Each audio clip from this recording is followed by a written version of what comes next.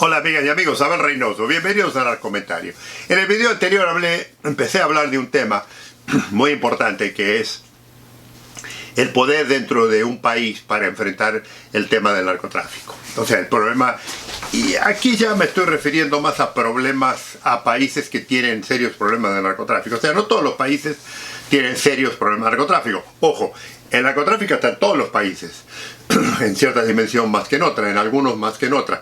Pero hay algunos países en particular donde el tema del narcotráfico es verdaderamente serio. Y entonces, una de las cosas que tenemos que hablar para analizar, porque como le digo, estamos hablando de la lucha contra el narcotráfico en Latinoamérica, en la que mucha gente argumenta, realmente, o sea, tienen cierta verdad, que en la lucha contra el narcotráfico no funciona. Y yo le voy a decir que estoy de acuerdo con eso, pero le estoy, digamos, analizando más específicamente por qué la lucha contra el narcotráfico no funciona. Y le digo, yo soy un veterano de esa lucha, o sea, yo he estado en este negocio por muchísimos años, conozco y he hecho una cantidad de estudios y análisis, he hablado con mucha gente, viajo, doy conferencias, presento temas. Y también, obviamente, estoy empapado, leo constantemente los argumentos, escucho de políticos, de periodistas, de catedráticos, todo y hago el análisis. Entonces, el análisis que yo le hago es un análisis un poco, digamos, un poco más cruel, porque hay que decir algunas verdades. Porque, ¿qué le he dicho siempre? Una de las cosas que tengo yo en mi presentación, en mi canal, es la hipocresía que hay en esta lucha. Entonces, una de las grandes hipocresías que yo siempre he dicho es que la lucha contra el narcotráfico es una farsa en muchos lugares, pero es una farsa a propósito, o sea, no es una farsa que ocurre porque sí nada más, es una farsa planificada. Y planificada por el poder de turno. ¿Por qué? Porque el poder de turno, que yo le digo en muchos lugares, no quiere enfrentar el serio problema que es la delincuencia organizada, alias el narcotráfico, causa en su país. O sea, ¿por qué? Y porque, y le digo, todo esto, amigos, nomás es una pequeña reseña, yo lo voy a ir analizando más profundamente. El problema es que el narcotráfico en nuestros países sí está metido a veces desde los altos pasillos del poder hasta abajo. O sea, yo critiqué, hablé, analicé el narcotráfico, el tema de las drogas en Estados Unidos, o sea, lo he analizado. Si usted no lo vio, no salte a la conclusión de que estoy echando la culpa a Latinoamérica y que Estados Unidos no tiene culpa. Yo le he dicho concretamente que Estados Unidos tiene una gran parte de la culpa de esto. Pero el problema es que Estados Unidos no le va a resolver el problema de la inseguridad en su país, ni tampoco le va a resolver el problema de la corrupción y mucho menos el problema de la violencia. Eso es un problema interno que supuestamente, amigos y amigas, lo debe de resolver el gobierno que está presente, el gobierno de turno. Entonces, una de las cosas que primero tiene usted que pensar ¿es su país verdaderamente capaz de enfrentar hoy en día? Olvídese del país que usted esté, no importa. Hoy en día, con el gobierno que tiene, con el sistema que tiene, ¿puede realmente enfrentar al narcotráfico? Porque supuestamente, ellos insisten en que sí se puede hacer. Ahora, el problema es el siguiente, que esto es un análisis que yo vengo haciendo ya desde varios videos. El problema es que el gobierno tiene una cierta cantidad de poder, particularmente en nuestros países. O sea, cierta cantidad de poder en algunas cosas. O sea, acuérdense una cosa, los procesos políticos en su país o en cualquier país del mundo, que es el proceso político estamos hablando de un país democrático, lo que hay elecciones cada 4 años, cada 6 años, el proceso, el ciclo que ustedes tengan en su país, en el que se elige a un presidente, una presidenta, y que cumple un periodo. Y que en ese periodo, digamos, de 6, de 4, de 8 años, eventualmente esa persona tiene un poder limitado dentro del sistema. Sobre todo si el país en el que tiene, digamos, una estructura económica muy fuerte, digamos, un grupo de selecto muy poderoso, y este va a ser obviamente un grupo financiero que va a mover los hilos. O sea, la pregunta que aquí le puedo yo hacer a ustedes: ¿quiénes son verdaderamente las gentes que manejan el poder en su país?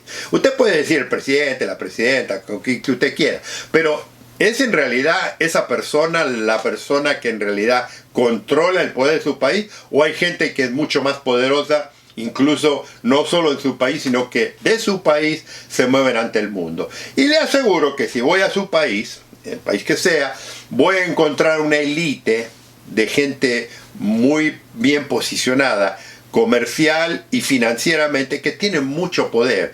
A tal poder que, yo siempre digo, estas personas le pueden incluso dictar al presidente, a la presidenta o quien, primer ministro, el que esté encargado de lo que se puede y lo que no se puede hacer.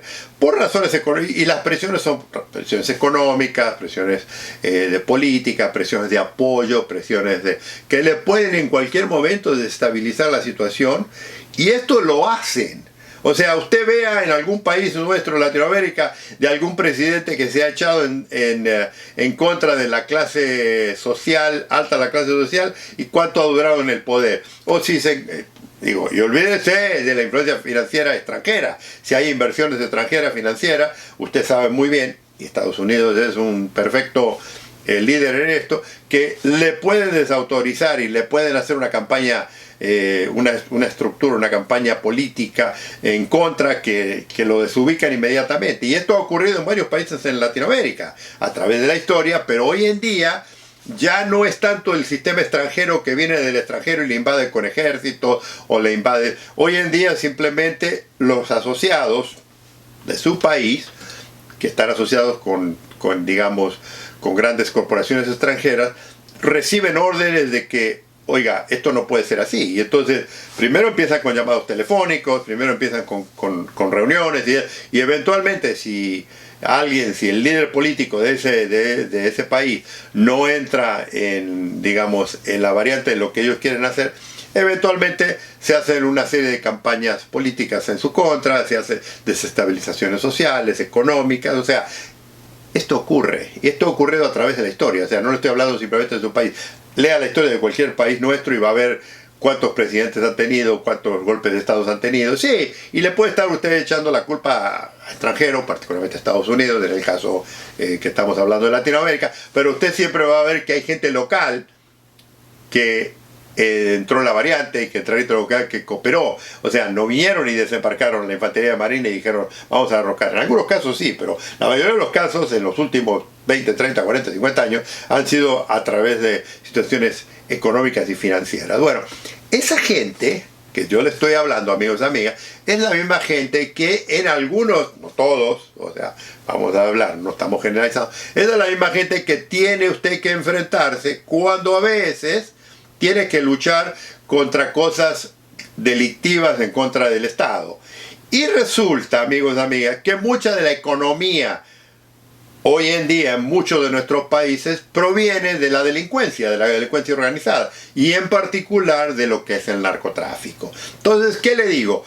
Cuando yo le digo que quién tiene el poder para enfrentar el poder del narcotráfico, yo no le estoy hablando simplemente de los narcos, que es lo que todo mundo apunta. O sea, si yo voy a cualquier país donde están metidos en el narcotráfico y le digo, estos son los narcos famosos, fulanito, fulanito, fulanito, fulanito, ok, perfecto, los agarran, los levantan, eso. Pero escúcheme una cosa, usted ha notado que cuando agarran a toda esa gente, la estructura de narcos continúa, y enseguida sube otro y asume otro. O sea, hay lugares donde han agarrado al principal y el hijo continúa, o el sobrino, o el primo, o la mujer, la hija. O sea, siempre hay alguien. Entonces nunca desestabilizan totalmente. ¿Por qué? Porque el poder es muy fuerte. Porque detrás de todos esos carteles famosos, como le dicen, de crimen organizado, hay todo un grupo financiero muy importante establecido. Hay todo un grupo de gente poderosa que sobrevive, que vive. O sea,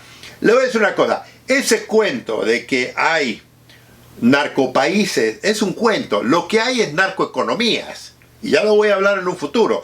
Su país no es un narcopaís, a pesar de que usted tenga, a lo mejor es uno de los países que produce la cocaína, a lo mejor es uno de los países que más, digamos, contrabandea droga, pero le voy a decir una cosa, la mayoría de los ciudadanos en su país no son narcos.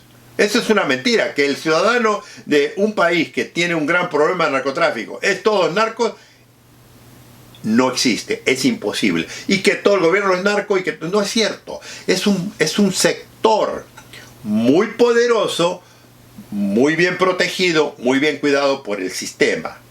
¿Me explico? Ese es el poder del que yo hablo. Por eso cuando yo les decía a ustedes en los videos anteriores que hay que tener un poder bastante fuerte para poder enfrentar al narcotráfico, le estoy hablando de un poder que en la mayoría de nuestros países raramente existe.